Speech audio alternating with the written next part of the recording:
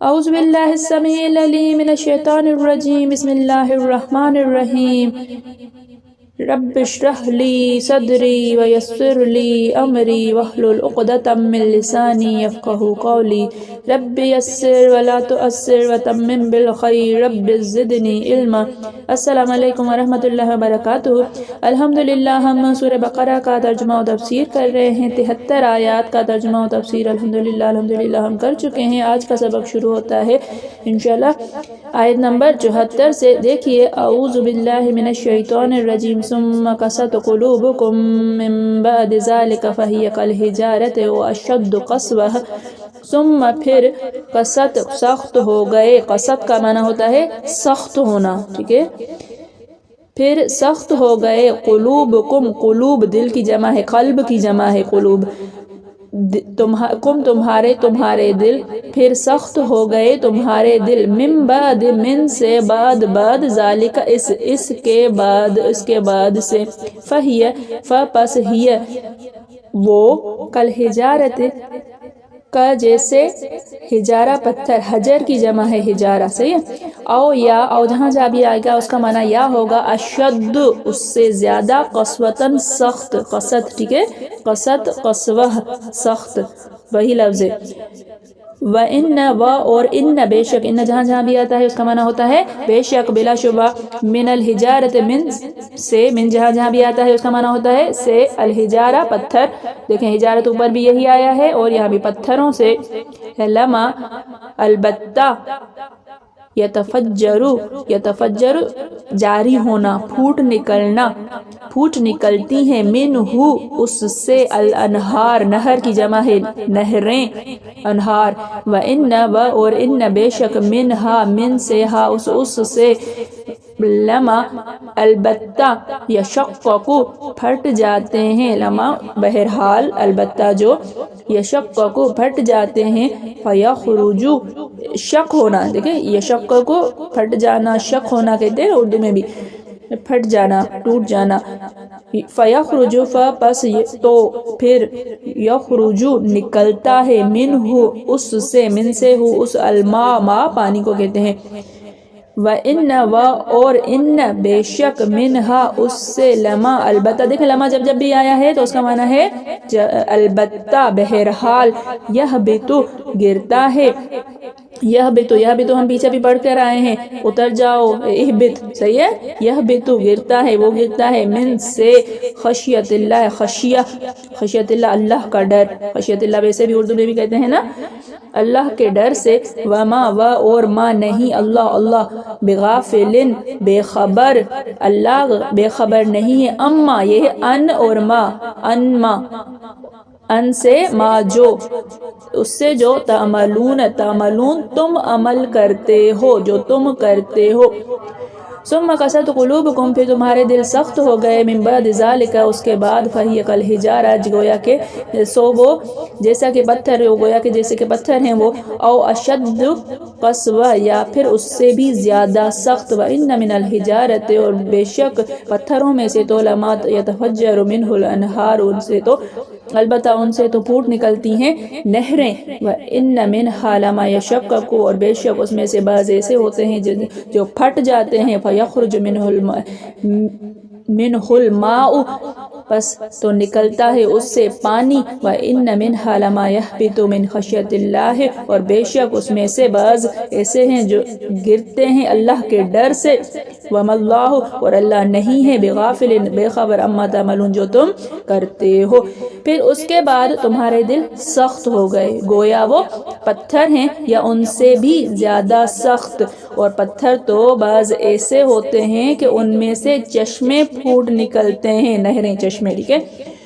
اور بعض ایسے ہوتے ہیں کہ پھٹ جاتے ہیں اور ان میں سے پانی نکلنے لگتا ہے، اور بعض ایسے ہوتے ہیں کہ اللہ کے خوف سے گر پڑتے ہیں اور اللہ تمہارے عملوں سے بے خبر نہیں ہے۔ یہاں پر پتھر دل لوگوں کا، پتھر سے بھی زیادہ سخت لوگوں کا ذکر ہو رہا ہے۔ پیچھے ہم جو ہے وہ بقرہ کا قصہ پڑھ کر آئے ہیں، بقرہ کا قصہ یہاں پر 73 آیات میں مکمل ہوتا ہے۔ تو اس کے بعد ان کا کیا عمل تھا، اتنی بڑی جو ہے، اتنا بڑا معجزہ دیکھنے کے بعد، اتنی بڑی نشانی نشانی دیکھ لینے کے بعد بھی ان کا کیا عمل تھا۔ دیکھیے اس آیت میں بنی اسرائیل کو زجر و توبیخ کی گئی ہے۔ زجر و توبیخ ڈانٹ ڈپٹ، ٹھیک ہے، ڈانٹا گیا ہے کہ اس قدر زبردست معجزے اور قدرت کی نشانیاں دیکھ کر پھر بھی بہت جلد تمہارے دل سخت پتھر بن گئے، اسی لیے ایمان والوں کو اس طرح کی سختی سے روکا گیا اور کہا گیا کہ آیت ہے کہ أَلَمْ يَأْنِ لِلَّذِينَ آمَنُوا أَن تَخْشَعَ قُلُوبُهُمْ لِذِكْرِ اللَّهِ وَمَا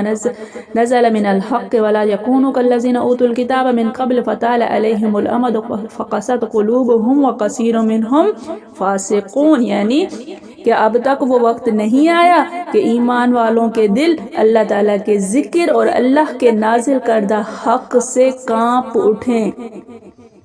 تھوڑا سا توجہ دیں، اب تک وہ وقت نہیں آیا۔ اللہ تعالیٰ کیا فرماتے ہیں کہ ایمان والوں کے دل اللہ کے ذکر اور اللہ کے نازل کردہ حق سے کانپ اٹھیں اور اگلے اہل کتاب کی طرح نہ ہو جائیں جن کے دل لمبا زمانہ گزرنے کے بعد سخت ہو گئے اور ان میں سے اکثر فاسق ہیں۔ حضرت ابن عباس رضی اللہ تعالیٰ عنہ سے مروی ہے کہ اس مقتول کے بھتیجے نے اپنے چچا کے دوبارہ زندہ ہونے اور بیان دینے کے بعد جب مر گیا تو کہا کہ اس نے جھوٹ کہا ہے۔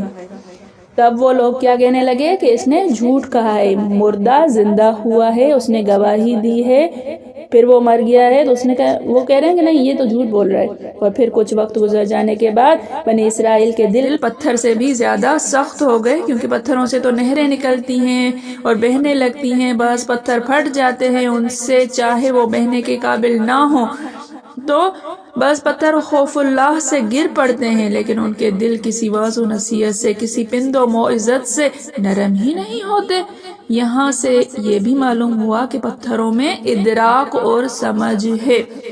یہ ایک مسئلہ جو ہے وہ سمجھنے کا ہے کہ اللہ تعالیٰ نے ہر مخلوق میں ہر جو اللہ تعالیٰ نے چیزیں پیدا فرمائی ہیں دنیا میں، چاہے پتھر ہوں، درخت ہوں، بیلے ہوں، پہاڑ ہوں،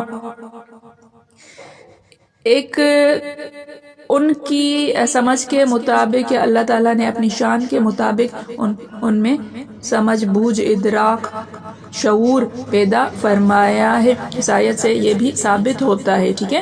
اس آیت کی تفسیر کے ضمن میں مختلف آیات دی گئی ہیں جس سے یہ ثابت ہوتا ہے کہ اللہ تعالیٰ نے ان چیزوں کے اندر بھی ادراک اور سمجھ رکھی ہوئی ہے۔ دیکھیے یسبح لہ السماوات السبع والارض، یسبح تسبیح کرتا ہے اس کے لیے سما و آسمان، سات آسمان والارض اور زمین، ومن فیہن اور جو کچھ اس میں ہے، وَإِن مِّن شَيْءٍ إِلَّا يُسَبِّحُ بِحَمْدِهِ، کوئی چیز ایسی نہیں ہے مگر اس کی تسبیح بیان کرتی ہے اس کے حمد کے ساتھ، وَلَٰكِن لَّا تَفْقَهُونَ، لیکن تم نہیں سمجھتے ہو تسبیحہم، ان کی تسبیح، إِنَّهُ كَانَ حَلِيمًا غَفُورًا، بے شک اللہ تعالیٰ حلم و بردباری والا ہے اور بخشش و عفو والا ہے۔ دیکھیے اب اس کے اندر دیکھیں اللہ تعالیٰ نے کہا ہے کہ آسمان اور زمین اور جو کچھ اس میں موجود ہے وہ سب کے سب، پرند چرند، سمندر کی مچھلیاں، کیڑے مکوڑے، ہر چیز۔ وہ ایک حدیث بھی ہے نا کہ ایک عالم کے لیے سمندر کی مچھلیاں، زمین کے کیڑے اور آسمان میں اڑنے والے پرندے استغفار کیا کرتے ہیں۔ مطلب ہر مخلوق جو ہے جب تک وہ اپنے کام میں اللہ تعالیٰ کے راستے میں لگا ہوا ہوتا ہے یا علم حاصل کرنے میں اور علم پھیلانے میں لگا ہوا ہوتا ہے تو اس کے لیے یہ ساری مخلوق استغفار میں لگی ہوئی ہوتی ہے۔ تو علم کا درجہ، علم حاصل کرنے کا اور علم پھیلانے کا، دین کا علم، ٹھیک ہے، پھیلانے کا اتنا بڑا درجہ ہے کہ اللہ تعالیٰ باقی ساری مخلوق کو تابع کر دیتے ہیں کہ اس کے لیے استغفار کرو کیونکہ یہ میرے کام میں لگا ہوا ہے۔ اللہ تعالیٰ نے بہت بڑے بڑے درجے رکھے ہوئے ہیں، ہم لوگ سمجھتے ہی نہیں ہیں اور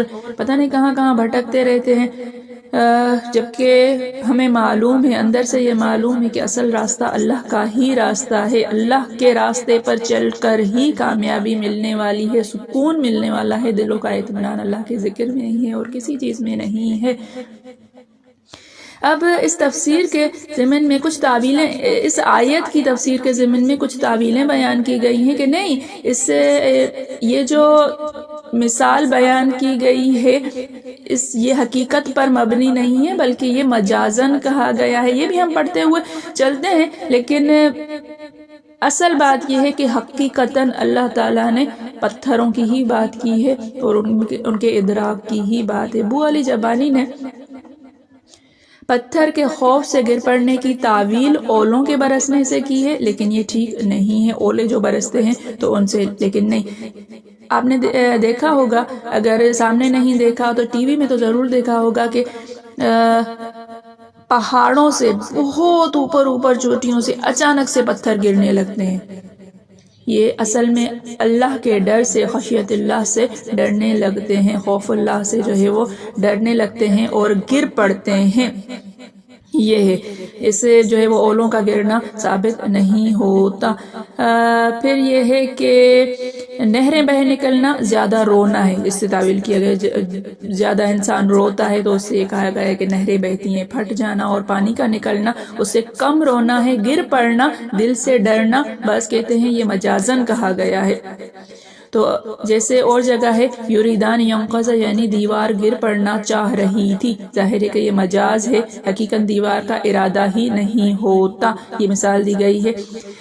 رازی اور قرطبی وغیرہ کہتے ہیں کہ ایسی تعویلوں کی کوئی ضرورت نہیں ہے، اللہ تعالیٰ جو صفت جس چیز میں چاہے پیدا کر سکتا ہے۔ لوگ نہیں مانتے ہیں نا کہ نہیں، اللہ تعالیٰ نے جو ہے وہ ان چیزوں میں کوئی ادراک اور شعور نہیں پیدا فرمایا ہے، تو ایسا ہرگز نہیں ہے، بلکہ اللہ تعالیٰ نے ہر ایک چیز کے اندر ایک ادراک پیدا فرمایا ہے، وہ تصدیق بھی کرتی ہے، وہ جانتی بھی ہے، اور وہ اپنے اپنے کاموں میں لگی بھی ہوئی ہے۔ دیکھیے ایک اور آیت سورہ احزاب کی آیت ہے، اِنَّا عَرَضْنَا الْأَمَانَةَ عَلَى السَّمَاوَاتِ وَالْأَرْضِ، بے شک ہم نے پیش کی امانت آسمانوں اور زمینوں پر، والجبال اور پہاڑوں پر، فَأَبَيْنَ، بس انہوں نے انکار کیا، أَن يَحْمِلْنَهَا، کہ اس کو اٹھائیں یا قبول کریں، وَأَشْفَقْنَ مِنْهَا، اور اس سے مجبوری ظاہر کی، انکار کر دیا، عاجزی ظاہر کر دی، وَحَمَلَهَا الْإِنسَانُ، اور اس کو انسان نے اٹھا لیا، قبول کر لیا انسان نے۔ وہ امانت کیا تھی؟ مکلف بنانا، کہ ہم مکلف ہیں نا، کہ جو بھی کام ہم کرتے ہیں اس کا ہمیں جواب دہ ہونا ہے، جواب دہ ہیں ہم، ایک چیز کے اپنے رائے کے دانے کے برابر بھی جو ہم نے کیا کرتے ہیں، بدیاں کرتے ہیں، اس سب کا ہمیں جواب دینا ہے، ٹھیک ہے۔ تو اور ایک اور آیت جو ہے وہ بیان کیا ہے کہ وَنَجْمُ وَالشَّجْرُ يَسْجُدَانِ، عکاس بیل اور درخت اللہ کو سجدہ کرتے ہیں، اور فرمایا کہ قَالَتَا أَتَيْنَا طَائِعِينَ، یا کچھ یہ جو ہے وہ دیکھ کر بتاؤں گی میں آپ کو، زمین و آسمان نے کہا ہم خوشی خوشی حاضر ہیں۔ اور جگہ ہے کہ پہاڑ بھی قرآن سے متاثر ہو کر ڈر کے مارے پھٹ جاتے ہیں۔ ایک وہ آیت ہے نا کہ اگر یہ قرآن کسی پہاڑ پر نازل ہوتا تو وہ پھٹ جاتا۔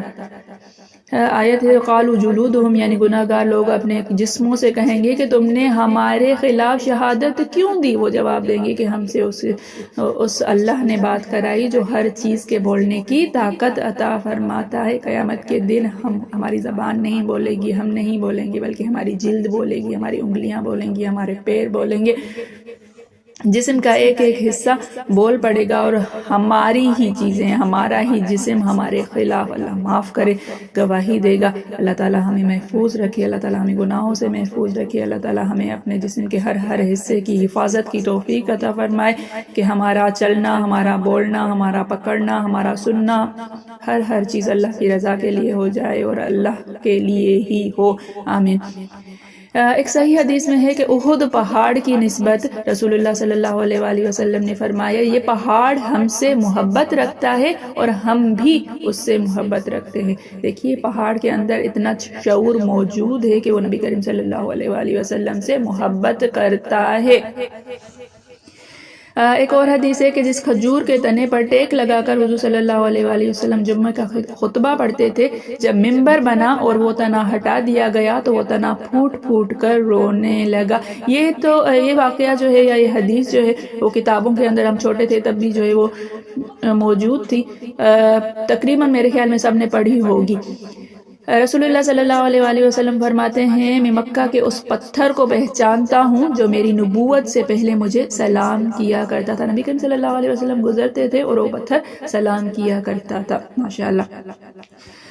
حجر اسود کے بارے میں ہے کہ جس نے اسے حق کے ساتھ بوسہ دیا ہوگا یہ اس کے ایمان کی گواہی قیامت والے دن دے گا. یہ بھی سب کو معلوم ہے کہ حجر اسود جو کعبۃ اللہ میں نصب ہے اس کو بوسہ دیا جاتا ہے. اب تو جو ہے وہ دور ہو گیا ہے, بوسہ دینا بہت ہی مشکل ہوتا ہے, تو ہاتھ اٹھا کر اس کی طرف اشارہ کر کے اور چوما جاتا ہے اس کے بالکل سامنے, تب بھی یہ پورا ہو جاتا ہے. اور ایک طرح سے ہماری جو آج کل وہ بایو میٹرک جو چہرے والی ہے تو یہ بایو میٹرک ہو جاتی ہے اور وہ گواہی دیتا ہے.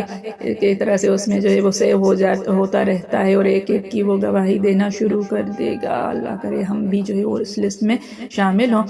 اور اس طرح کی بہت سی آیات و حدیث ہیں جن سے صاف معلوم ہوتا ہے کہ ان چیزوں میں ادراک اور حس ہے.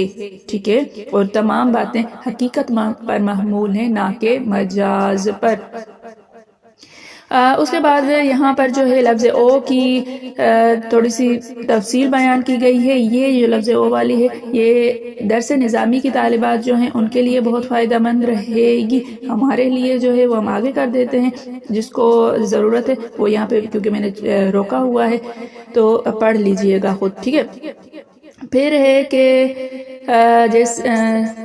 یعنی اس کے دل پتھر جیسے اور اس سے بھی زیادہ سخت ہو گئے تو وَلَا تُطِعْ مِنْهُمْ اسْمًا أَوْ كَفُورًا میں آیت عذراً اور نذرا ہے. اچھا, یہ اسی کی ہی جو ہے وہ لفظ او کی پوری تفصیل دی ہوئی ہے کہ اس سے کیا مراد ہے, یہ مراد ہے, یہ مراد ہے. ہمارے کام کا یہ اتنا ہے نہیں تو اس لیے میں اس کو نہیں پڑھ رہی ہوں. اللہ تعالیٰ جو ہے وہ درگزر فرمائے مجھے اس کوتاہی پر. دیکھیے کہ نبی کریم صلی اللہ علیہ وآلہ وسلم نے فرماتے ہیں کہ اللہ کے ذکر کے سوا زیادہ باتیں نہ کیا کرو. سمجھنے والی بات ہے, تھوڑا سا غور کریں. اللہ کے ذکر کے سوا زیادہ باتیں نہ کیا کرو کیونکہ کلام کی کثرت دل کو سخت کر دیتی ہے. جو زیادہ بولتا ہے, جو فضول بولتا ہے, یہ دلوں کی سختی کا باعث بن جاتی ہے اور سخت دل والا اللہ سے بہت دور ہو جاتا ہے. ہم جو ہے وہ پیکیجز لے کے گھنٹوں لگے رہتے ہیں باتوں پر. خالہ سے بات کی, پھپھو سے بات کی, دوست سے بات کی, وہ فلاں پرانی دوستی اس سے تو میں نے مہینے سے بات نہیں کی اور اسے تو یہ نہیں کی.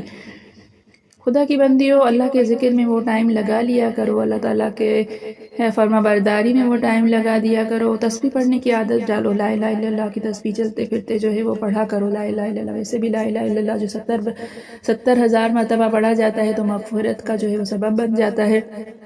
اللہ تعالیٰ ہم سب کی مغفرت فرمائے. اللہ تعالیٰ اپنے ذکر سے ہماری زبان کو تر رکھے. اللہ تعالیٰ ہمارے دلوں کو نرم کر دے. واقعی میں ہمارے دل جو ہے وہ بہت زیادہ سخت ہیں, نرمی کی طرف نہیں آتے ہیں. کوئی جو ہے وہ نصیحت سن کر بھی نہیں آتے ہیں, کسی کا بہت بڑا دکھ دیکھ کر, بہت زیادہ تکلیفیں دیکھ کر بھی ہم جیسے وہ پتھر دل ہو گئے ہیں, بلکہ اس سے بھی زیادہ سخت ہو گئے ہیں. اللہ تعالیٰ ہم سب کو محفوظ فرمائے. اللہ تعالیٰ ہم سب کو قرآن کی تعلیمات پر عمل کرنے کی توفیق عطا فرمائے. میرے پڑھانے میں, آپ کے پڑھنے میں, میرے سمجھانے میں, آپ کے سمجھنے میں کوئی غلطی, خطا, بھول چوک ہو گئی ہو تو میں اللہ کے حضور میں توبہ کرتی ہوں اور معافی کی خواستگار ہوں. اللہ تعالیٰ ہم سب کا حامی و ناصر ہو. السلام علیکم ورحمۃ اللہ وبرکاتہ.